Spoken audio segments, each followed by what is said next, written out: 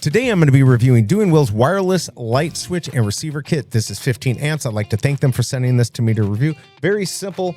This is going to go where your light or fan is. This is going to connect. You do need to have a neutral wire. This gets connected there. And then the light switch can get installed either on the wall like this. You can just drill it into the wall, or on the back there are magnets. So you can just put this against iron or anything like that and turn it on and off. Very easy to use, very easy to install for fixtures, ceiling lights, fans, etc. Make sure to turn the power off when you're installing this, just like you would for anything else with electricity, to be safe. What's really nice is this is an Amazon choice. It gets 4.2 stars. It has over 3,000 reviews. And last month, just this version sold 100 plus, but they have a bunch of other ones you can choose from.